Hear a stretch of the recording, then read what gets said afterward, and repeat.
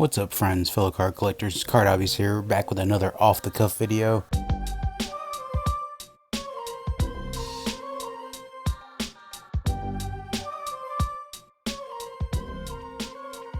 It's more than off-the-cuff. It's also a contest entry for Joey Brings It from Cali, from the West Coast.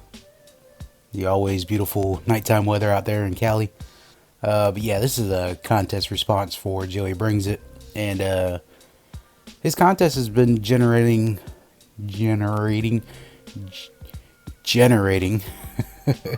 a lot of discussion here in the YouTube community about, modern versus vintage and all that. And it's been funny because I've been watching a lot of the videos and I've been agreeing with pretty much all of them. Everybody has an opinion on it and no opinion is wrong. So to go ahead and just cover the question in the contest. Actually, there was multiple questions in there. The main one was, if you had $20,000, which one of the cards would you buy? And Joey Brings It gave 6 options. There were 3 modern cards, 3 vintage cards, and they were all around $20,000 per card. Now, I think if you're going to spend $20,000 on a card, 90% of the time, it's going to be on vintage. You don't really hear too many people paying $20,000 for a modern card. I'm not saying it doesn't happen, but I'm just saying it's more common for somebody to pay $20,000 for a vintage card than it is for a modern card. And there's a reason for that. And it really doesn't have to do with investment value or anything like that. It's just the law of supply and demand. I mean, vintage values are always going to be high because of rarity, right? The supply is low.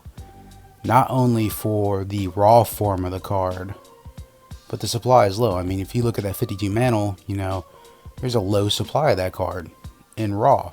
And then you add in a heavy demand for an iconic card like that, and all of a sudden you have a super, super expensive card. The same thing with TO6 cards. The supply of TO6 cards is low, and the demand is higher than what the supply can match. So the price equilibrium is higher up on that chart, if you remember economics. So therefore the price is high. When supply outpaces demand, the price drops. And when demand drops, the price drops. So, the law of supply and demand, it works for everything, including collectible baseball cards or collectible sports cards. And then you add in another factor of rarity when you add in grading. So with graded vintage, you basically have 2 forms of rarity. Number one, you have the rarity of just the cards themselves being rare, having to have survived, years of handling. And then you add in another form of rarity on top of that, and that's with the PSA grades. So, if you have a vintage card that's, graded a 10, super rare, and there's only 2 of those, versus a PSA graded 4 or 5 where there's, 300 of them, of course the price is going to be different because the supply is different. Supply is a lot lower for that PSA 10. So vintage has that pricing scale of where it has scarcity upon scarcity if you consider PSA in there. So I've gone all this and I haven't even answered the question for Joey. If I had $20,000 to spend on one card, it would be the 52 mantle. I can't even afford a corner of a 52 mantle that's been torn off and chewed up by a squirrel. So yeah, that would be my pick if I had to pick from those 6 cards you offered. So the other side of that, when you're comparing it to a singular modern card, modern, like, I hate to use the term investors. I mean, I realize there's people out there that do invest in baseball cards, but when I buy a baseball card, I'm not investing in it, I'm collecting it. It's going into my collection. I want to have it and own it because us human beings like to collect things.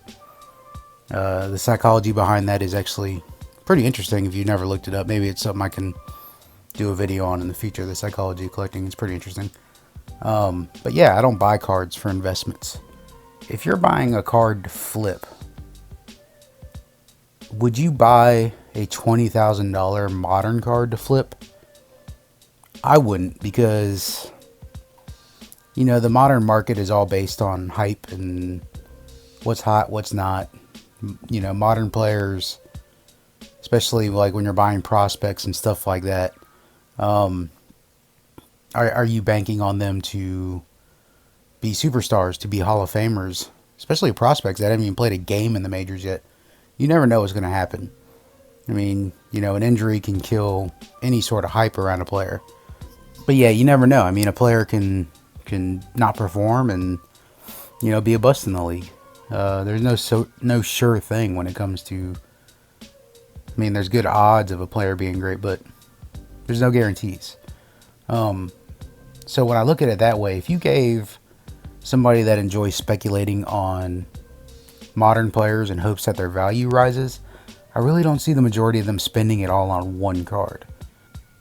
Somebody that would be speculating would probably buy a bunch of lower price cards in hopes that they rise more. If you're buying at a peak price at $20,000 a card, how much more does it got to rise? I mean, it's got to rise a whole lot in order for you to think, okay, I made a good, or at least break even. And that's only if you're looking to resell the card. I mean, if you pay $20,000 for that Joe Adele or that Mookie that you showed, for example, and you add it to your collection, that's fine and dandy. Go ahead and do that, because you paid what you thought was fair value for the card and added it to your collection. You didn't buy it to hope that it goes up in value and flip it in the future. So yeah, for like modern speculators, I would imagine they would more focus on getting cards at a low price. Maybe even getting, people that buy like Pete Alonso's or Eloy's or Wander Franco's, and they're spending $100, $200, $300 on them. I mean, you get quite a few of those for $20,000, and then you would hope they would go up in price. If you have 10 Wanders and they all cost you $100, then that's $1,000 right there. And if they go up to $500, all of a sudden you 5 times your money. And that's the way I think that most people that are looking to flip modern cards are looking for that rise. Me personally, I don't agree with that as far as being a collector, but I'm not going to say that's wrong. If that's what you enjoy doing, then do it. If you enjoy flipping cards, if you enjoy buying modern prospects and rookies and hope that they get real big, that you can, eventually sell their card for $10,000, then do that. I mean, I have no problem with that. If you want to spend $20,000 on a T06 or a T206, then do that. There's nothing wrong with that. As Big Harv says, collect what you love what you collect. If you collect Magic the Gathering cards, if you collect Pokemon, if you collect football, basketball, baseball, hockey, volleyball, track and field, golf, NASCAR, keep collecting that. Don't let anybody ever tell you that what you're collecting or the way you're collecting is wrong, because that's not their choice. That's your choice. You're the one collecting. It's your collection. Do what brings you joy. If you're collecting because it's fun and you enjoy it, then keep collecting that way. By far, keep collecting that way. There's plenty of opinions on the internet, and me myself, like, what do I enjoy collecting? I enjoy collecting Hall of Famers. Do I go all out and collect slabbed Hall of Famers? No, I'm not a high-end vintage collector. Number one, I can't afford that, and number two, that's not really what I would chase. I'm not really a singles buyer. I get more joy out of ripping a pack than I do buying a lot of cards on eBay for my collection, because I just enjoy ripping the pack. I enjoy the thrill of the hunt. Is that to say that my way of collecting is wrong? Absolutely not. My way of collecting is my way of collecting.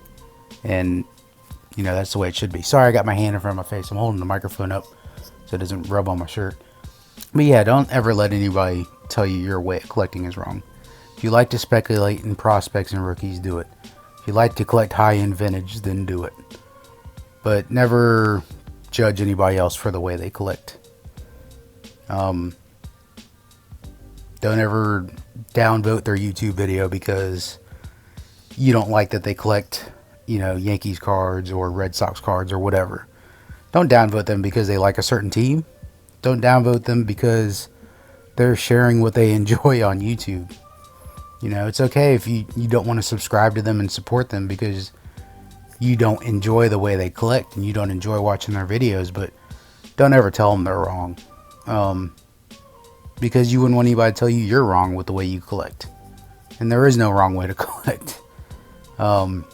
Another question in that contest video was, where do you see the hobby going in 5 years? More vintage, more modern? Where's the way to go? There is no way to go. It's going to be the same thing in 5 years. You're going to have different people that collect different things. People that collect raw cards, people that collect slab cards. People that hate baseball but love football. People that collect basketball only. People that collect Star Wars cards. Or whatever pop culture is going on at the time. The Walking Dead cards. There's no wrong way to collect. And then when it comes to worrying about values of the cards, one thing I don't worry about too much is the value of a card. I really don't. And, there's a lot of people that worry about what the monetary values of their cards are. And it's okay if that's like a little bit of a part of the hobby. I don't mind people wanting a high-end collection. I really don't. I just personally don't think that value should be the biggest worry. As far as a collector's concerned, I can see it as a great talking point. Like, if you had a painting of somebody and you were showing it off to somebody that knows nothing about paintings, and you'd be like, yeah, there's an original Jackson Pollock, and the person's like, oh, well, who's Jackson Pollock? And you'd be like, oh, well, that person was a painter, and this painting's worth, $250,000. They're going to be like, wow, okay. So if you have a sense and pride because your collection's worth a lot of money, it's all cool. It's all good. But I don't think it's the end-all, be-all of being a collector. But like I said, there's many different facets on why we collect, and different people have different goals when it comes to collecting. Some may view it for a nostalgic reason. Some may view it for an achievement reason. Some may view it as an escape from life, stressful events of life. But yeah, so I think the hobby's going to be in the same place in 5 years. You're still going to have different types of collectors all over. Because there's no wrong way to collect. You'll see a lot of negativity around, especially like on Twitter and social media in general, about, oh, such and such is killing the hobby. Trimmers are killing the hobby. PSA is killing the hobby. Beckett's killing the hobby. Greed's killing the hobby. Overproduction is killing the hobby. eBay's killing the hobby. I don't agree with most of it. It's just, I don't think anything is killing the hobby. The hobby goes through ups and downs. And those negative things, if you feel like something's killing the hobby, it's not killing the hobby. It's just going against your value of what the hobby should be. Yeah, there are negative things in the hobby. Do I agree the trimming of cards is a bad thing for the hobby? I think for the most part, yeah, but I don't think it's going to kill the hobby, no. Will it hurt the value of certain slab cards? Sure. But once again, that's not killing the hobby.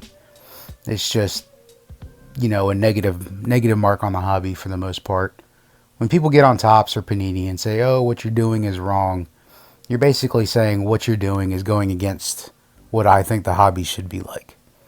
You can't control what Panini and Topps do. I've always said it, you can only control your thoughts and your actions. So, if you want to make your voice heard, then don't buy baseball cards from Topps or Panini. That's really your only choices.